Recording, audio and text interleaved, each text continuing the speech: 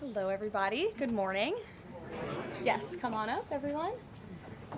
Lovely officials with me today. All right. Dr. Carson, come on up. Thank you so much. Good morning and Happy New Year, everybody. It's great to see you. It's great to be with a very packed room. I'm sorry we kept you all very busy over the holiday break. And I know there is a lot of news out there today, both here at home and around the world. I will be happy to take all of your questions on all of that news. But first, I'm really honored to be standing up here today with esteemed members of the President's Cabinet and his health team to make an important announcement with respect to the President's domestic promise to make America healthy again as we kick off the new year. In less than a year in office, the President and his incredible MAHA team have made real progress on this front. Here are just a few of the significant MAHA achievements thus far. More than a dozen food manufacturers and trade associations have made commitments to remove artificial and petroleum-based food dyes from their products. The Trump administration took strong action to bar hospitals from performing dangerous, irreversible, life-altering transgender procedures on children. The Trump administration announced funding awards to states through the Rural Health Transformation Program, an unprecedented $50 billion investment established under President Trump's One Big Beautiful Bill.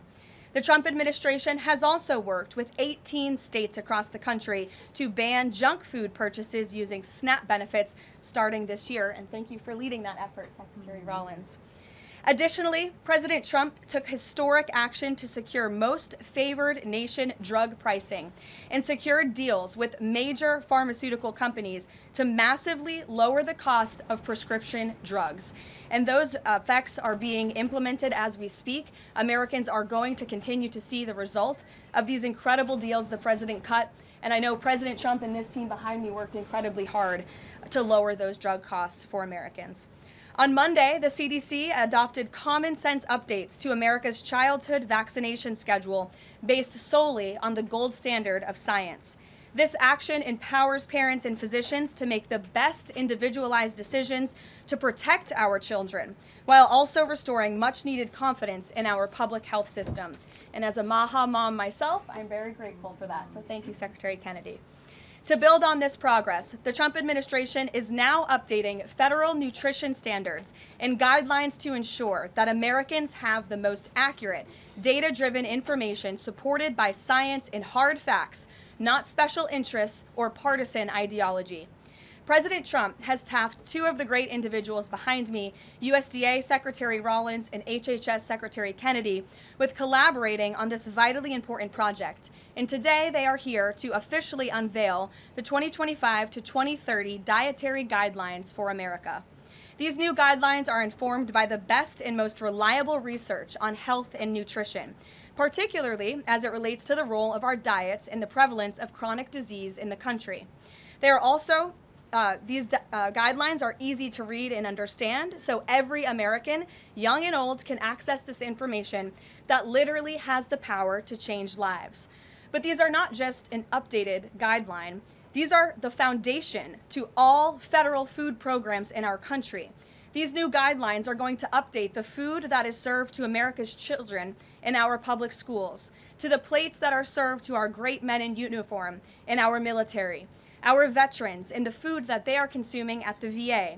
And these new guidelines are also going to impact nutritional programs for the needy in our country, such as WIC and Head Start. Unfortunately, for decades, federal dollars has promoted low-quality, highly processed foods that lead to scores of long-term health issues, which means Americans have gone broke because of these health issues. Faulty dietary guidelines of the past stacked the deck against healthy eating and food options for everyday American families, which has fueled the chronic disease epidemic and jacked up the healthcare costs of households across the country. This failed approach in our public health system ends today. When these guidelines are followed, Americans will be saving themselves thousands of dollars. If we want to cut healthcare costs in our country, we must become a healthier country. According to the CEA, poor diet is the root cause of obesity, which accounts for $400 billion in medical spending each year. A healthier America will lead to a more affordable America. The new dietary guidelines from the Trump administration will ensure federal dollars go to real food to improve public health and therefore save the American people their hard-earned cash over the course of their lives. So with that, I am going to hand it over to Secretary Kennedy. The great people behind me will give remarks, and then we'll get into Q&A for the officials that are here on this specific topic. They will leave because they're all very busy people, and then I will open it up to Q&A with the rest of you on the rest of the news in the world. So thank you, and we'll start with Secretary Kennedy. Thank you, Karoline. Thank you. Today marks a decisive change in federal nutrition policy, made possible by President Trump's leadership and the work of MAHA moms and public health advocates who demanded reform. Today, in accordance with President Trump's directive, Brooke and I will release the dietary guidelines for Americans 2025 to 2030, the most significant reset of federal nutrition policy in history. These guidelines replace corporate-driven assumptions with common sense goals and gold standard scientific integrity. These new guidelines will revolutionize our nation's food culture and make America healthy again. For decades, Americans have grown sicker while healthcare costs have soared. The reason is clear. The hard truth is that our government has been lying to us to protect corporate profit-taking, telling us that these food-like substances were beneficial to public health. Federal policy promoted and subsidized highly processed foods and refined carbohydrates and turned a blind eye to the disastrous consequences.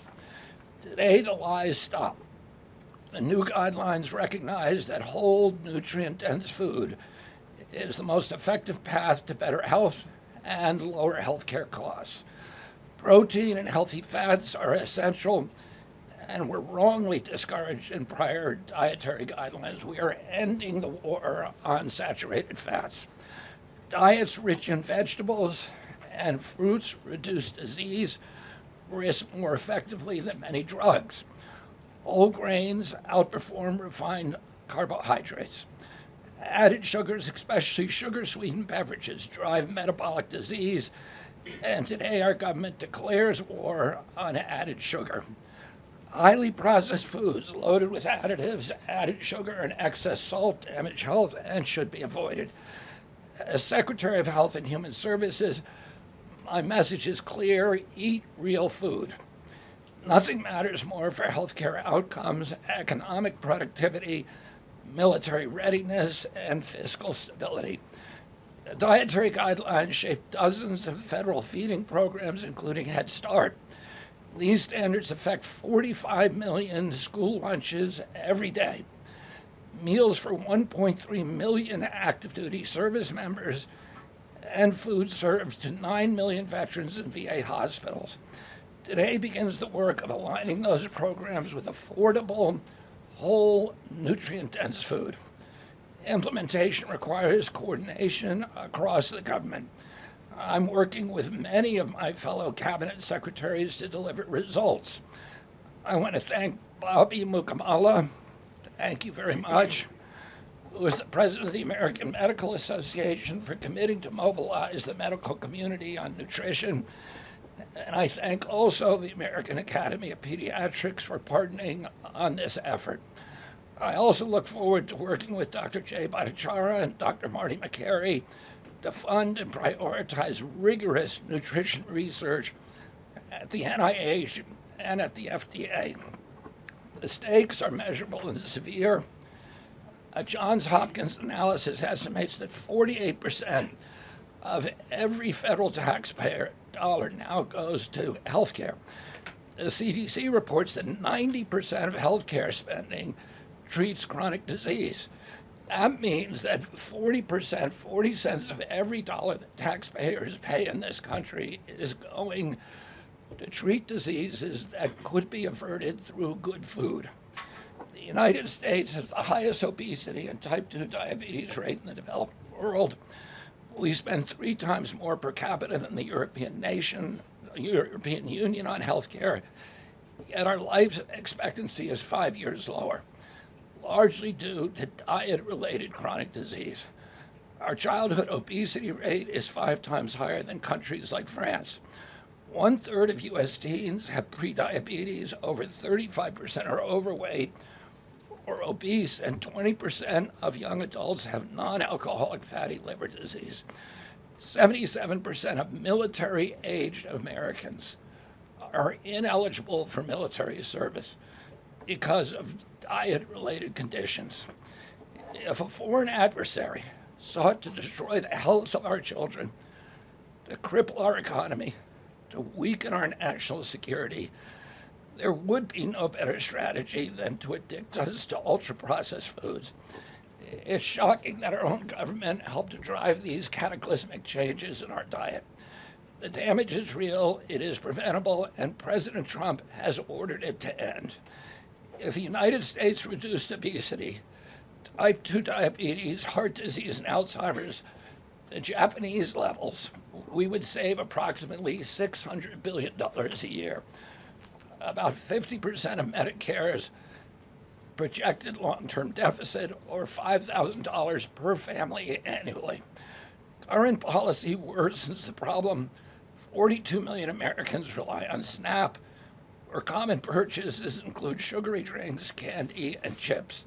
78% of SNAP recipients are enrolled in Medicaid, and 90% of Medicaid spending goes to chronic disease. These incentives raise healthcare costs and undermine health. This must change. The new framework centers on protein and healthy fats, vegetables, fruits, and whole grains. And you can see the food pyramid here.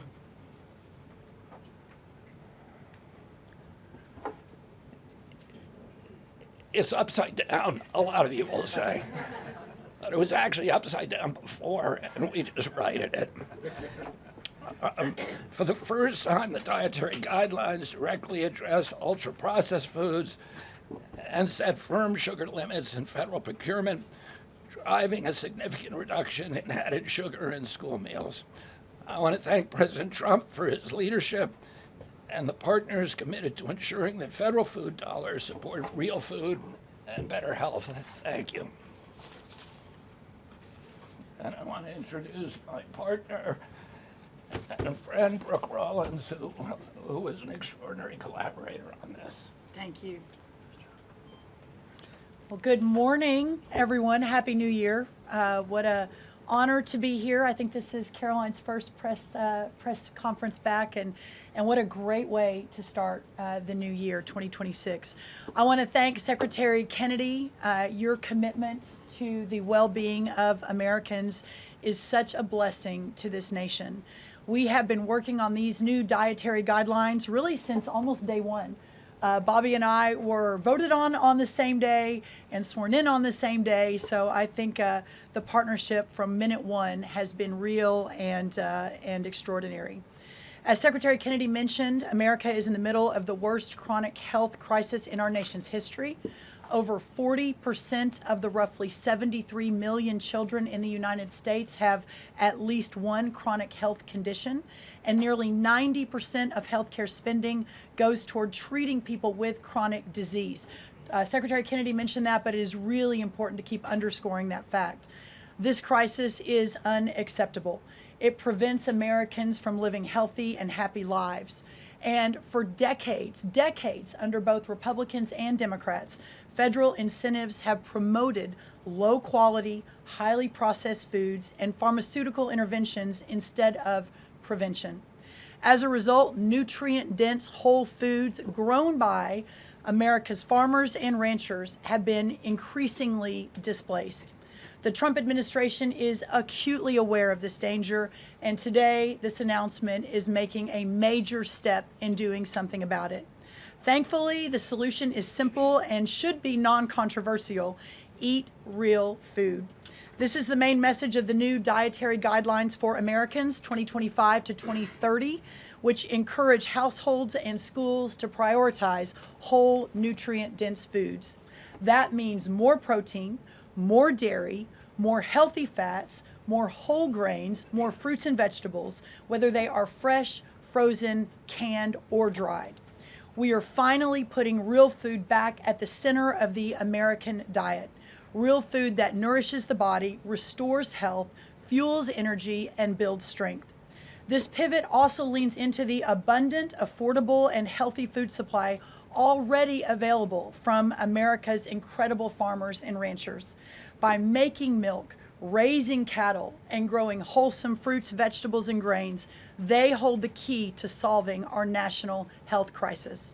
And President Trump is mobilizing government to ensure families across America have greater access to these healthy foods. In the past 12 months, inflation has slowed and wages have risen for the first time in 5 years. Under President Trump's leadership, prices for everyday staples are declining and more help is on the way. Recent data show that fruits, vegetables, dairy, and proteins, including eggs, pork, and ground beef, are becoming even more affordable every day for our American people. American households enjoy the most affordable and abundant food in the world, and today's release only reinforces that reality. A healthy meal is within reach for all American families. These new dietary guidelines are a framework which is meant to be customized to meet the needs, the preferences, and the financial status of all American families. For example, a meal including such items as pork, or eggs, or whole milk, or cheese, tomatoes, other fresh and frozen fruits and vegetables, whole grain bread, corn tortilla can cost today right around $3 for that meal. $3. And soon USDA will finalize our stocking standards, which means that those businesses in America that take the SNAP benefit, what they are required to stock in order to take that benefit, by the way, that's almost 250,000 retailers across America, that very soon we will be finalizing that rule that will mandate all 250,000 retailers in America double the type of staple foods that they provide for America's SNAP households. This means healthier options will be in reach for all American families, regardless of circumstance, at levels never seen before in our country. These dietary guidelines are foundational to so many USDA programs, and their introduction marks the first step in connecting America's schools and dinner plates to the best of American agriculture. Make no mistake, under President Trump's leadership, we are restoring common sense, we are restoring scientific integrity, and we are restoring accountability to federal food and health policy. The new guidelines are all about putting the well-being of Americans first, exactly where it should have been all along. This is the foundation that will make America healthy again, not just for those of us alive today, but for our children and our children's children and those coming behind. I want to end by saying God bless American families, God bless the American farmer and rancher, and God bless America. What an honor now to introduce another great partner in this incredible work, and that is Dr. Mehmet Oz. Thank you. Congratulations to Secretary Rollins, Secretary Kennedy, and do want to express my appreciation for what the President has done overall to increase the affordability of health care.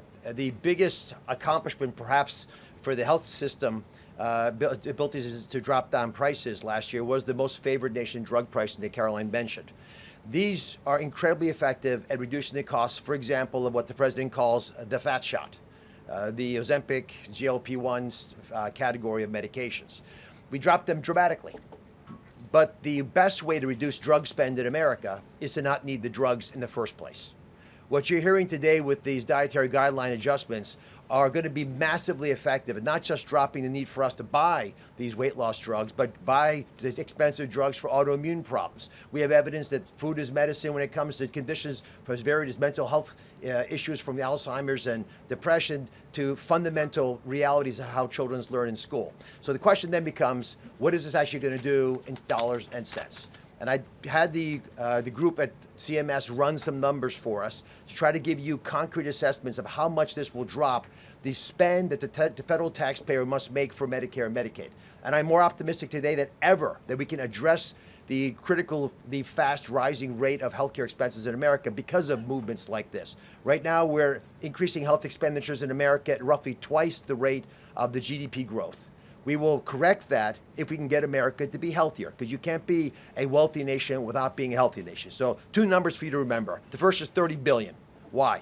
30% of healthcare costs are directly attributable to obesity. I'm not talking about indirect associated expenses, which are also present, but a very conservative number, 30%, are directly attributed to obesity. That's about $300 billion a year for just Medicare, If we were to affect obesity by 10%, which is an incredibly conservative and justifiable assumption that has been borne out in evidence-based dietary experiments and trials, just that alone is $30 billion of reduction of expenses for Medicare rather. That's also obviously correlated with Medicaid reduction in spending. In Medicaid, it's a different opportunity because in Medicaid, we educate children. 53% of children in America are covered by Medicaid or CHIP, and we have programs to teach kids and their parents what to eat, and how to make these dietary guidelines that Secretary Rollins, Secretary Kennedy have crafted with their teams into practice. It will dramatically change the natural history of how children are able to participate in life. But let me give you one last number. If we're able to get the average American, who today retires on average at age 61, get them just to work 1 year longer, because they feel so vital, so strong, so bullish about their future, because they're feeding their bodies nutrients that are essential to their high-functioning productivity, we will increase the overall GDP of our nation by trillions of dollars. So we will reduce healthcare expenses. At the same time, we jazz up the U.S. economy with trillions of dollars created by the productivity of American workers. God bless you both for making the DGA feasible and making it perhaps the wisest investment we could make in our communities. Marty McCary is one of my closest friends, the powerful leader of the FDA, who's been taking brave steps along the line and has additional insights. Thanks. Thank you, Dr. Oz. Today marks the beginning of the end of an era of medical dogma on nutrition. For decades, we've been fed a corrupt food pyramid that has had a myopic focus on demonizing natural, healthy, saturated fats, telling you not to eat eggs and steak, and ignoring a giant blind spot: refined carbohydrates, added sugars, ultra-processed food. This study in JAMA now shows that 60% to 70% of kids are getting their calories from ultra-processed foods.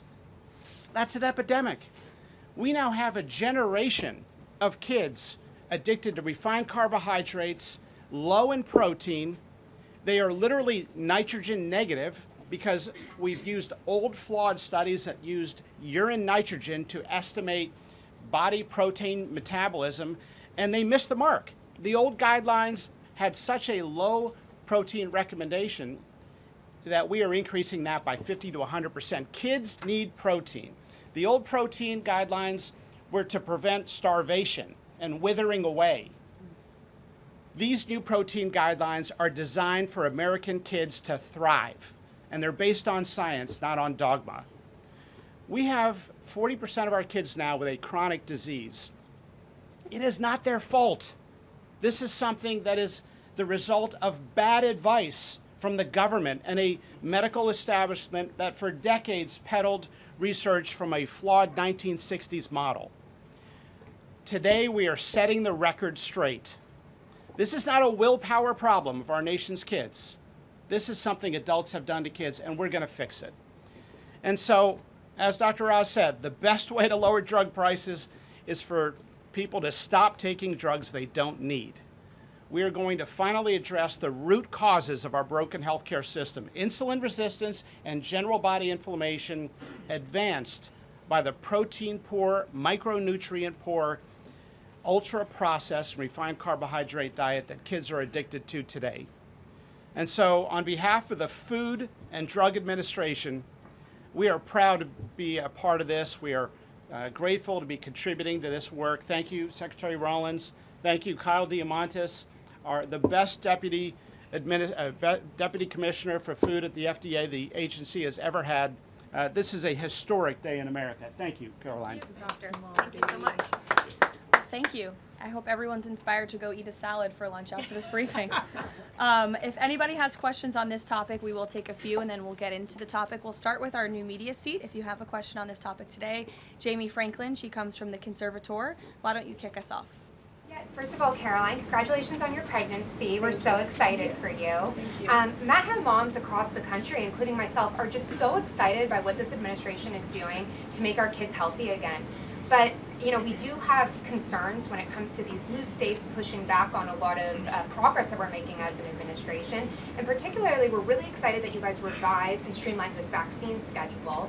However, what we have seen is that these blue states, whether it be no tax on tips, no tax on overtime, or pushing back on immigration, they continue to stop your guys' progress. So what has been the response from these blue states? Because as MAHA moms enrolling our kids in school, this is a big issue, and we celebrate what you guys are doing, but we want to have it even in the blue states as well. I mean, my hope is that we only released these earlier, 2 days earlier. I'm sorry. Duck is also high in protein. It's an interesting. Duck is a good thing to eat, everybody. They only released the new vaccine schedule 2 days ago. The vaccine schedule, there's nothing compulsory in it. Everybody, I've always promised, I'm not going to take people's vaccines away from them. People who want to get vaccines, everybody who wants them can get all of the vaccines that were on the old schedule. They will all be paid for by the Vaccines for Children program or for the insurance the same as before. We release guidelines that we think are optimal to public health. They're the same with core vaccines that are required by the European community. And those nations all have much better health outcomes than we do. And they're based on their best science and also on their conviction that when you put too many vaccines on the program, it actually reduces compliance. It reduces uptake. And so we want to maximize the uptake of vaccines by making sure that Americans know that we are making recommendations that are science-based, that are common sense, that are grounded in science. And right now, that's the best science that we have. But again, there's 3 categories of vaccine. One is the core schedule, which resembles the European countries. The second is for people who have vulnerabilities, for high risk, and that doesn't change at all. And then the third is shared decision making, which any vaccine that was on the old schedule, you can continue to get. So people will make their own choices, and that's what democracy is about. I asked the boss, Karoline, for permission to add a little bit to this because I think it's really important. And by the way, Jamie, what a superstar you are. It's so fun to see you in this seat, Jamie Franklin. The blue state question is a really important one. And for those of us that are running agencies with these programs, I mean, I've talked to a lot of you already about how we have 22 blue states that won't give us their SNAP data so that we can figure out and ensure that those who really need these programs are actually getting these programs. Clearly, you all have been writing about Minnesota. California's next. We're looking at New York, some other states. The amount of fraud in all of these programs is absolutely stunning. And the challenge is, I mean, for Medicaid, et cetera, I know, Dr. Oz, you've talked a lot about that. This is a significant problem. And I think who's really harmed in all of this conversation and when these blue states aren't partnering with us to try to do this right is we say blue states and red states, but in those states, there are all kinds of our citizenry and that aren't all Democrat or aren't all Republican. We had a poll that just came out that had about 85% of all Americans believe that states should turn their data over on SNAP so that we can figure out where the fraud is and ensure these programs are going where they need to go.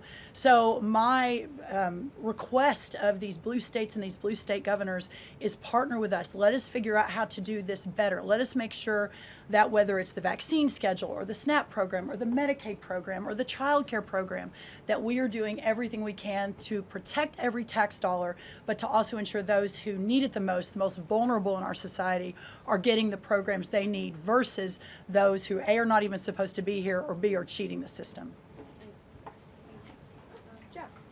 Thanks, Caroline. One of the changes that was made had to do with alcohol. Secretary Kennedy or Dr. Oz, could you explain the science behind the new language on not saying 2 drinks for men and 1 drink for a woman every day would be healthy, and whether or not the industry had an impact on the language of moderation versus just saying alcohol is not healthy and you shouldn't drink it? So alcohol is a social lubricant that brings people together.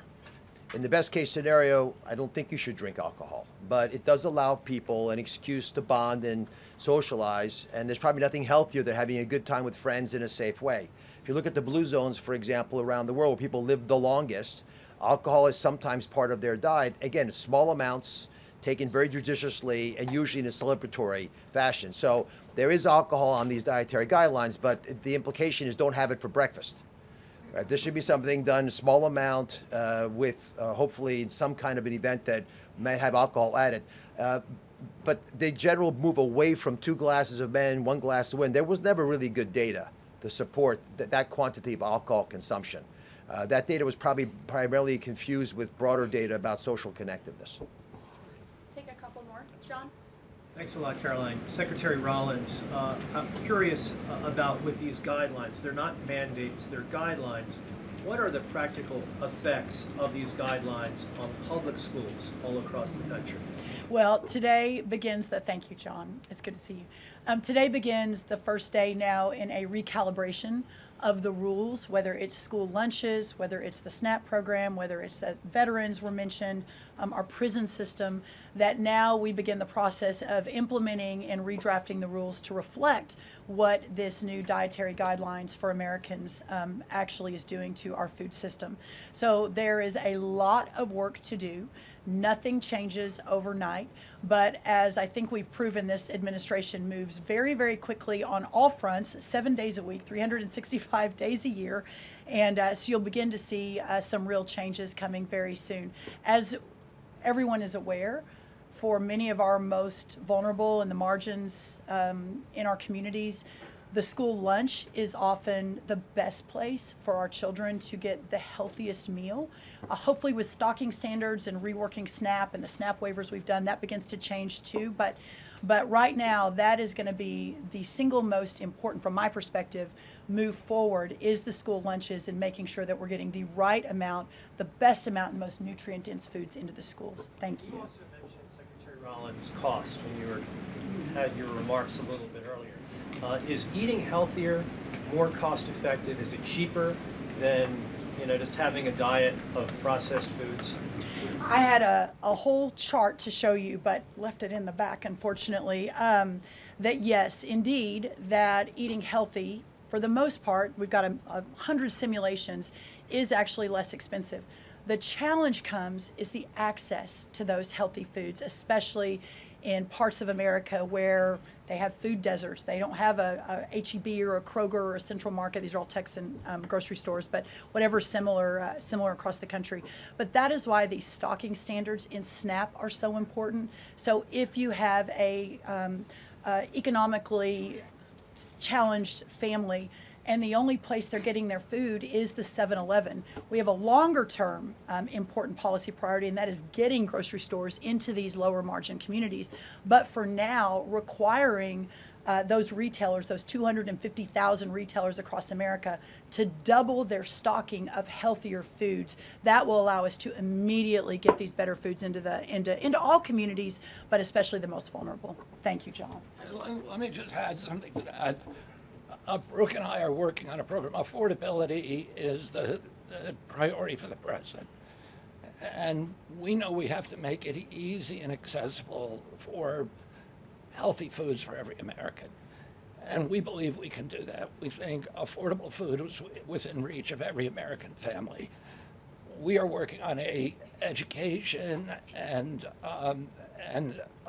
information program that will allow American families all over the country to come onto our website and find the healthiest foods at the lowest cost for themselves. I'd also just add this. The idea that a cheap meal made of processed food is cheap is an illusion, because you're paying for it on the back end. You're paying for it with diabetes, with obesity, with illness. And if you internalize that cost of the meal, it would be a tiny fraction of the long-term cost of eating bad food. So we'll take one more in the white blazer. Thank you. Caroline. Secretary Kennedy, you mentioned healthy fats, but also ending the war on saturated fats. Can you clarify how much saturated fats Americans should be consuming? I'm going to let Marty take that since he wrote a book about it. Look, the old dogma in the 1960s when Eisenhower had his heart attack and Ancel Keys said it was the saturated fat. That's never been substantiated. And so that flawed research has become dogma over the years, and eventually the conversation was sidelined. In this new guidance, we are telling young people, kids, schools, you don't need to tiptoe around fat and dairy. You don't need to push low-fat milk to kids. And we are maintaining the 10% of calories as saturated fat in the guidance. The real issue is protein. The fact that 60 to 70% of the calories of kids today in America is ultra-processed food. These are the issues that have become giant blind spots where we're now putting attention. And we hope that there are conversations in every school board in America, in every church and synagogue and house of worship, every home in America will now have conversations. We've got to talk about school lunch programs, not just putting 6-year-olds on Ozempic. Food can be curative. We've got to talk about the microbiome and fiber and healthy whole grains and the good soil that food comes from and the healthy, clean waters and good farming techniques. So that's the focus of this guidance. Thank you. Great. Some of you may be wondering why Dr. Carson is here. He is our National Nutrition Advisor working alongside Secretary Kennedy, and he's played a big role in this effort. So I want to thank you so much, Dr. Carson, for being here today. And thank all of you for being here today. I know you're all very busy people, and these people have a lot of questions on things other than diet, I'm sure. So I'm going to get to work, and thank you guys so much for coming. Thanks, everybody. Thank you. Thank you. Okay, thanks. All righty. Great. Does anyone have any questions? Rachel, why don't you start? Thank you, Caroline. The president has been adamant that he is now in charge of Venezuela, but Delcy Rodriguez said the government of Venezuela runs her country, no one else, saying, quote, there's no external agent governing Venezuela. So which one is it? Let me just be very clear. This is the first time that I've addressed Venezuela from the podium since being back and since the historic and incredibly successful military operation, law enforcement operation conducted by our United States military that you all saw and the world witnessed last week. The skill, the might of the United States military and our country under the leadership of this president is on full display to the rest of the world. And let's just set the record straight. There isn't another military in the world who could have pulled off this operation. There is not another president in the world or in our nation's history who had the courage to authorize such a mission. And I think the world has taken notice that America is truly back. With respect to Venezuela, the Trump administration, led by Secretary Rubio, the vice president, and the president's entire national security team, is in close correspondence with the interim authorities in Venezuela. We obviously have maximum leverage over the interim authorities in Venezuela right now, and the president has made it very clear that this is a country within the United States, the Western Hemisphere, close by the United States, that is no longer going to be sending illegal drugs to the United States of America. It's no longer going to be sending and trafficking illegal people and criminal cartels to kill American citizens as they have in the past. And the president is fully deploying his peace through strength foreign policy agenda. So we're continuing to be in close coordination with the interim authorities, and their decisions are going to continue to be dictated by the United States of America. Just one follow-up, when you talk about that leverage there, has the Venezuelan government fully committed to turning over its oil to the United States indefinitely, and what happens if they do not? Well, as you saw, the president announced last night, this was a deal. This was a deal made by the president and his team with the Venezuelan interim authorities. This will benefit both the American people and the Venezuelan people. And Secretary Wright and the Department of Energy are working with the interim authorities and also with the private oil industry to execute on this historic energy deal. That's not only good for the United States, but it's also going to revive the prosperity, the safety, the security of both the United States and Venezuela as well. Ed. Following up on the oil part of this, 30 to 50 million barrels of oil, how exactly is that going to work? You're getting it out of Venezuela into the United States? Yes. And then what? That's exactly right. So as you know, Ed, as the president announced last night, this was the sanctioned oil that was basically just sitting in barrels, sitting on ships because of the effective quarantine of the United States of America. And the interim authorities have agreed to release that oil to the United States, so it will be arriving here at home very soon. The United States government has already begun marketing Venezuelan crude oil in the global marketplace. for the benefit of the United States, engage the world's leading commodity marketers, key banks to execute and provide financial support for these crude oil and crude product sales. All proceeds from the sale of Venezuelan crude oil and products will first settle in U.S.-controlled accounts at globally recognized banks to guarantee the legitimacy and integrity of the ultimate distribution of proceeds, and those funds will be dispersed for the benefit of the American people and the Venezuelan people at the discretion of the United States government. It sounds like it requires a lot of private sector engagement and agreement And from the oil industry and the banking industry. That's Do you right. have that yet? There's a lot of private sector engagement that's happening right now. As you know, Secretary Wright, our energy secretary who's heading up this big project, is in Florida today meeting with some of these oil executives. And as we confirmed earlier, they will also be at the White House later this week. So they are absolutely eager to invest. They're eager about these opportunities. And Secretary Wright is a very well knowledgeable guy when it comes to oil and energy, and he's the perfect man for the job. Another corner of the world Sure. that real quick on Go ahead. Iran. Go ahead. So just to follow up on the oil, 30 to 50 million barrels is an initial tranche, if you will, and then what happens after that? What I won't get ahead of the plans that the president and his team are currently speaking with the interim authorities about, but rest assured, there is a long-term plan here. Secretary Rubio and the entire team are working diligently on it, and this is just sort of the first action that you all are seeing. Ed. Thanks, Caroline. So in order to get these oil companies to invest billions in Venezuela, how will the U.S. reassure that their workers will be safe in Venezuela? Could there be troops involved? At this point in time, as you know, there are no troops on the ground in Venezuela. The president, of course, reserves the right to use the United States military if necessary. It's not something he wants to do. Diplomacy is always the first option. As you saw, he tried that with Nicolas Maduro, but unfortunately, he was an illegitimate dictator and an unserious person. And so President Trump authorized this law enforcement operation, and now Nicolas Maduro is sitting in a prison cell in New York. So certainly the president is going to do what's in the best interests of the American people, and that includes workers from our energy and oil industry as well. With that meeting tomorrow, what is the message the president is going to give to the oil executives, and what does he want to hear? Well, the meeting is on Friday, and it's just a meeting to discuss, obviously, the immense opportunity that is before these oil companies right now. Stephen. Caroline, and congratulations again. Thank you. The New Yorker had a story yesterday on the vice president, and it questioned his, quote, notable absence on Venezuela. And the sub-headline asked, was the vice president's exclusion from the operation in Venezuela an expression of his anti-interventionist ideology or political calculation? Would you be able to discuss the vice president's role in Venezuela policy? I did see that report in the New Yorker, and quite frankly, I laughed out loud because it's very clear it's a fake report that's trying to sow distrust and division amongst the president and his team. Let me just be very clear. The vice president has been involved in all policy. He is the right-hand man of the president on all policy matters, including Venezuela policy. He was, of course, read in and deeply involved in this operation from the very beginning.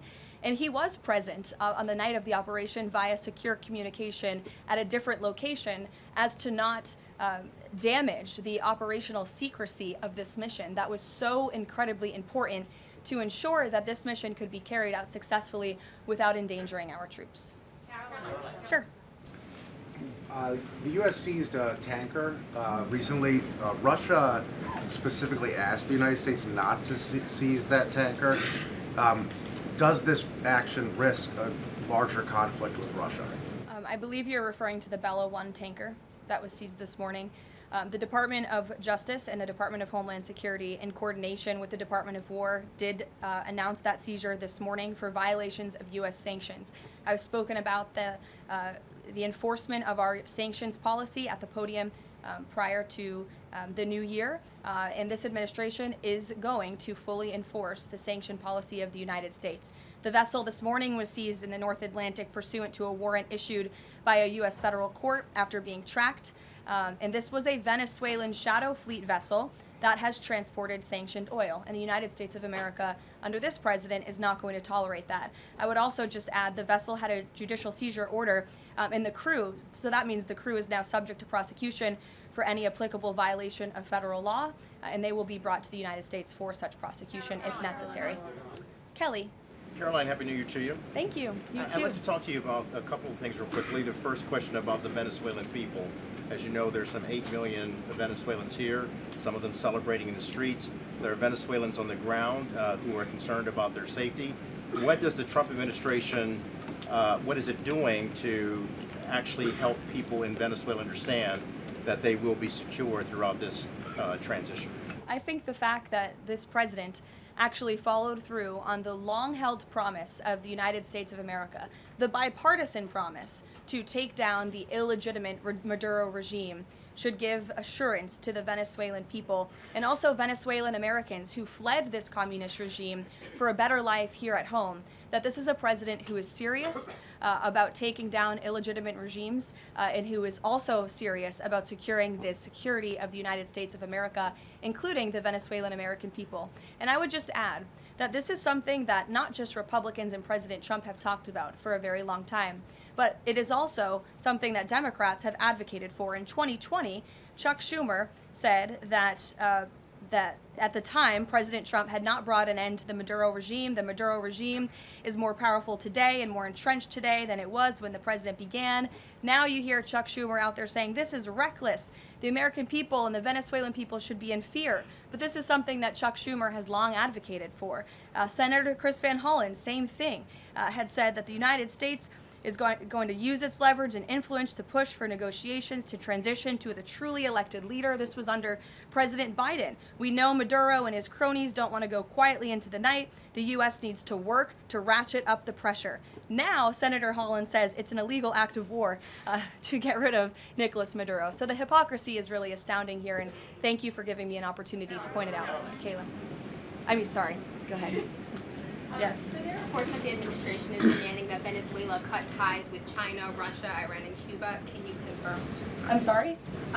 Reports that the administration has essentially demanded that Venezuela cut ties with China, Russia, Iran, and Cuba. Can you confirm that?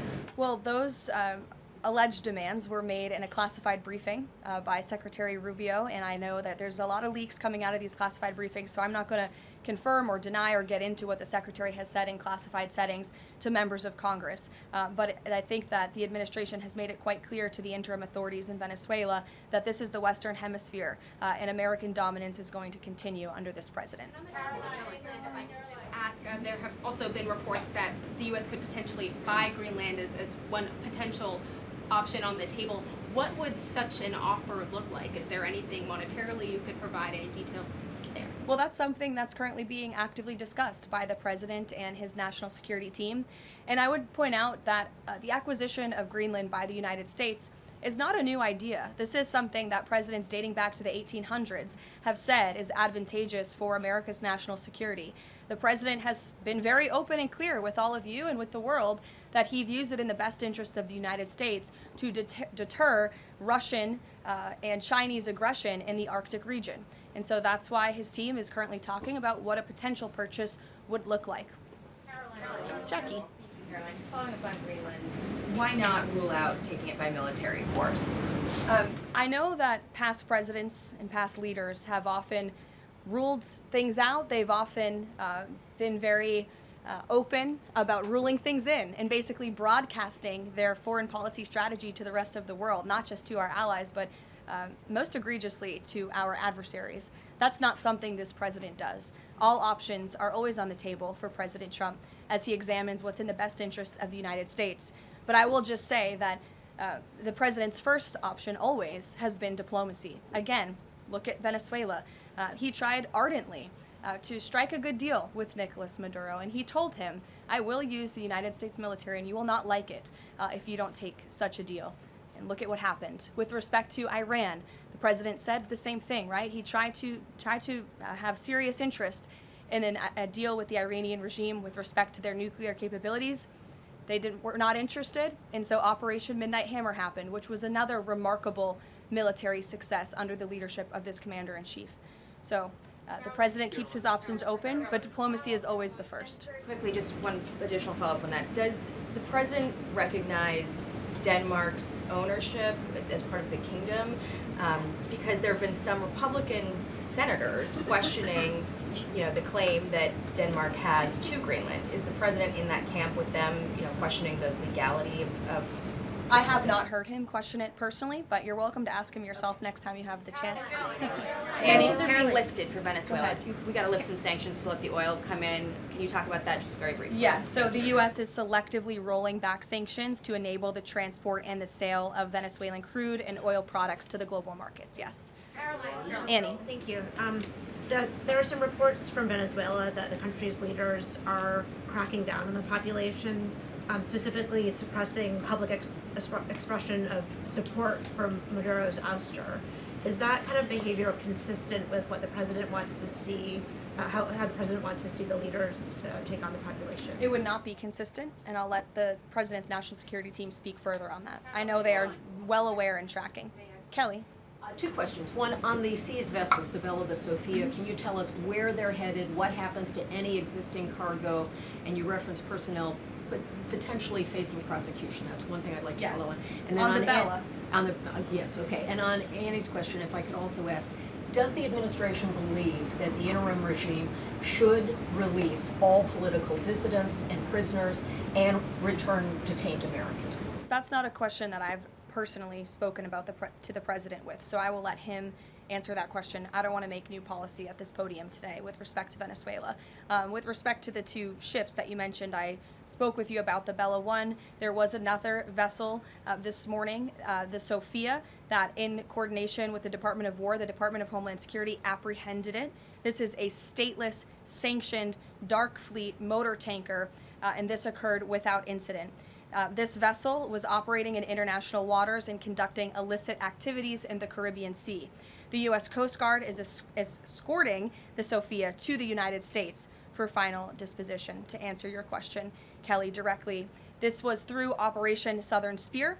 The Department of War is unwavering in its mission to crush illicit activity in the Western Hemisphere. And as the President has repeatedly stated, we're going to defend our homeland and restore security and strength across the Americas. Dasha. Dasha, go. Caroline, thank you and Happy New Year. Thanks, you too. Two questions, one on Venezuela, one on Greenland. You've repeatedly at the podium called the current leadership in Venezuela interim leadership. There are Republicans and Democrats alike that say they want to see elections in Venezuela. The president had said it's too soon to do that right now, but is there a timeline for elections in Venezuela? Is he committed to seeing that this year, for example? You just said the president has answered that question, so I will reiterate what the president has said a few times now to all of you, which is that it's too premature and too early to dictate a timetable for elections in Venezuela right now.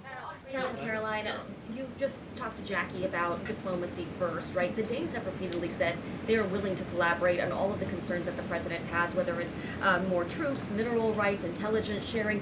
Why does the president feel he needs to own Greenland and not and put out the threat of military action when this could be done through diplomacy? Well, who said diplomacy isn't taking place behind the scenes, Dasha? I mean, the president is interested in diplomacy. His national security team is as well. And of course, he's always willing to pick up the phone for everybody and hear out their concerns. But the president is the president of the United States of America, and he's always going to be very clear about what he views as being in our nation's best interest. Reagan. Caroline, I have a question for you on Venezuela, and then I'd love to ask you about Minnesota and Tim Walz. Sure. On Venezuela, I'm wondering, does the administration hope to start sending more Venezuelan migrants back home or have them self-deport if the situation in the country improves? As far as I'm concerned, the policies of the Trump administration and the Department of Homeland Security have not changed. All those illegally present in the country are subject to deportation. And I would just like to add, how we got here.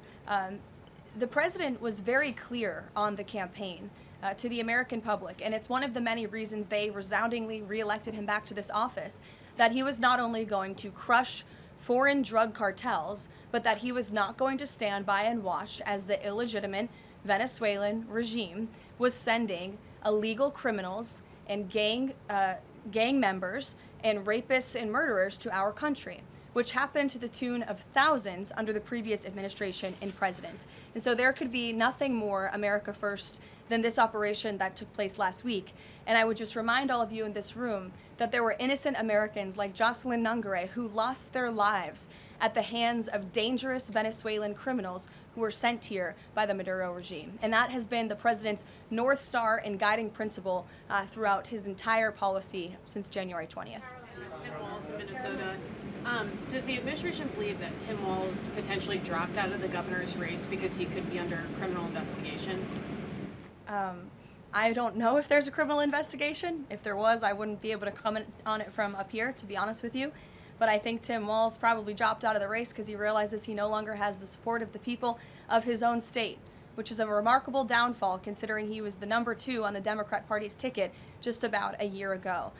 When it comes to Minnesota, the fraud that we have seen, the wide scale of fraud, is really remarkable. It's egregious. I would encourage every single journalist in this room to go to Minnesota and to cover it yourselves. As for the Trump administration, we have officials who have been on the ground almost every day. Secretary Noem was there yesterday. Secretary Bessent will be traveling there later this week to talk about the fraud and to do a roundtable on this very topic. And I would just like to leave you with an update. To date, the Department of Justice has charged 98 total defendants in several Medicaid fraud and related case programs. 64 were convicted, and 85 of the 98 charged were of Somali descent. The DOJ has also issued over 1,700 subpoenas, executed over 130 search warrants, and they have now added more attorneys to their office there to absorb the case flow. DHS is on the ground going door to door conducting large-scale criminal and HSI investigations. They have also sent approximately 2,000 agents to Minneapolis to assist with law enforcement and immigration enforcement. As I said, Secretary Noem was on the ground yesterday. The Department of Health and Human Services has also begun requiring a justification and photo evidence for all child care related payments nationwide, and they required Minnesota to conduct a full audit of all child care centers. They also froze $185 million in funding to Minnesota. And Dr. Oz, who was just here, also notified Governor Walz they're going to begin auditing Medicaid recipients and deferring payments on claims based on waste, fraud, and abuse. The Department of Labor is also conducting a targeted review of Minnesota's unemployment program. Department of Agriculture requiring Minnesota to conduct recertification for SNAP recipients, and HUD has launched investigations into the public housing. SBA has also suspended nearly 7,000 borrowers amid suspected fraudulent activity. So, with all of that, rest assured this is an all-hands-on-deck effort from the entire administration to get to the bottom of this and to ensure that the ripping off of taxpayers in the state of Minnesota, and it won't just be Minnesota, it'll be any state across this country where fraud has taken place, and we are protecting law-abiding, tax-paying American citizens. Phil. Thank you, Caroline. Just to follow up on Greenland, there are treaties already on the books that give the United States access to the island. They can construct and maintain military bases there. We can house personnel on the island. The U.S. has control of landings, takeoffs, anchorages, etc. So I'm curious if you could just spell out for the American public what specifically would the U.S. gain by taking control of Greenland that the U.S. doesn't already have access to right now? More control over the Arctic region and ensuring that China and Russia and our adversaries cannot continue their aggression in this very important and strategic region. And there would be many other benefits as well that, again, the President and his national security team are currently talking about. Jeff, I'll give you another one. Welcome. A broad sort of stand-back question on foreign policy. Are you concerned about increasing tensions with Russia because of the tanker seizures? And how does the U.S. action in Venezuela impact the ongoing relationship with China and the President's relationship with President Xi? I think the President has very open, honest, and good relationships with both President Putin of Russia and also President Xi of China. He has spoken with them numerous times, as you know, since coming to office about a year ago, and I believe that those personal relationships are going to continue. But as for the President and the United States, he's going to enforce our policy that's best for the United States of America. And with respect to these ships seizures, that means enforcing the embargo against all dark fleet vessels that are illegally transporting oil, and only legitimate commerce, to answer your question much earlier, Rachel, determined by the United States is going to be permitted. And that's the policy of this administration, and he's not afraid to implement it. One more stand back. Just one more stand back. I just asked the last one. I remember asking the President at the very beginning of his term if he was committed to Article 5 and NATO, and he said yes. Has his stance on NATO or his commitment to NATO changed? Did you see his statement earlier today? He said we will always be there for NATO, even if they are not there for us. And I think that answers your question directly. Yes. Just to follow up on what Jeff was saying there, will the president commit that if any NATO members are attacked, the United States will come to? Again, the president addressed this directly himself this morning after seeing the coverage from all of you in this room on television, and he made it very clear we're always going to be there for NATO, even if they have not done right by the United States of America. And they have not, they have finally increased their defense spending at the request of this president, but it was only because of this president that they did that. We'll take a couple more. Michael, go ahead. Thank you, Caroline. Happy New Year and congratulations. Thank Two you. questions, You if I too. may. One on healthcare, one on Mexico. On healthcare, the president says he wants Republicans to be flexible on the Hyde Amendment in order to pass healthcare legislation. What is the White House's message to pro-life voters who say federal funding for abortion goes against their values? Well, the president did not change the administration's policy. It was President Trump who signed an executive order protecting the Hyde Amendment. It's the Trump administration that has taken multiple actions on various fronts to ensure that taxpayer dollars are not funding the practice of abortion. What the president was saying yesterday was Republicans, and frankly Democrats too, need to show a little bit more flexibility so we can actually get something done with respect to the issue of health care. Republicans have amazing ideas. The president himself, as we spoke about earlier, has launched this Most Favored Nation drug pricing initiative, has cut good deals with Big Pharma. He wants to see Republicans and Democrats too, if they're willing, codify those executive orders into law so that these good deals can remain and these prices can continue to be lowered long after this president and this deal maker in chief is gone. Presidents talked a lot about health savings accounts and giving more money back to the healthcare consumer rather than to these giant insurance companies, and he's been very outspoken and tough on them too, and I think you'll see more and hear more from him directly on that issue. So he wants to see Congress get something done with respect to health care, and that was the point that he was driving home yesterday. Mexico, Caroline, Haley, President Trump says the drug cartels are running Mexico. What action does he need to see Mexico's president, Claudia Sheinbaum, take to prove that she's in control of that country, in control of those cartels? And does the White House believe she's able to do that without U.S. intervention? Look, I think the president was speaking very candidly and frankly about the reality on the ground in Mexico. Haley. Caroline, Happy New Year. I wanted to Thanks, ask you you too. about the seized tanker, the Vela. There were reports before this that Russia had sent a submarine to escort it. Was there any engagement with that submarine? And then was the deconfliction line with Russia used ahead of boarding that? Again, this was a Venezuelan shadow fleet vessel that has transported sanctioned oil. The vessel was deemed stateless after flying a false flag, and it had a judicial seizure order, and that's why the crew will be subject to prosecution. Mary. On Colombia, the president talked over the weekend and suggested that he would be open to an operation there. Should the president of Colombia be expecting Delta Force anytime soon? And then I had another one for you on California. That would be a very unwise question for me to answer, to weigh into. What's your next question? On California, can you share any more about the fraud investigation? The president said that there was one. Who's being investigated and where is it starting? Again, this is going to be a all-hands-on-deck government-wide effort. The president has directed all agencies across the board to look at federal spending programs in not just Minnesota, but also in the state of California to identify fraud and to prosecute to the fullest extent of the law all those who have committed it.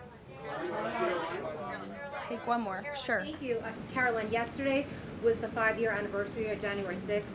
Democrats and mainstream media continue to push their big lie that it was an insurrection and that police officers died that day. The reality is that 4 Trump supporters died on January 6th and 2 women were killed by January 6th police. Everybody knows Ashley Babbitt was shot in cold blood by Capitol Police Officer Michael Byrd, but there was another woman, her name was Roseanne Boylan from Georgia, and she was pepperballed, gassed, and ultimately brutally beaten with a stick by January 6th police officer Lila Morris. The Biden administration and mainstream media lied and told Americans Roseanne Boylan died of a drug overdose on Capitol steps. Her family is now asking for an investigation. Is the administration aware of the circumstances of her death, and will there be an investigation finally? Well, for investigation, I will have to defer you to either the FBI or the Department of Justice, and I'm sorry to have to do that. But with respect to all of the facts that you just laid out, the White House relished the opportunity yesterday to actually create a new website to share the facts with the American public, but also all those in this room. We knew the media would be covering January 6th quite a bit, because they think it's something that the American people are still believing their lies on. They think it's something that still helps their case against this president. Obviously not, or else he wouldn't have been reelected in an overwhelming fashion in November of last year. And so I would encourage everyone to take a look at the website. It's quite well done. And thank you all very much. It's great to be back with you.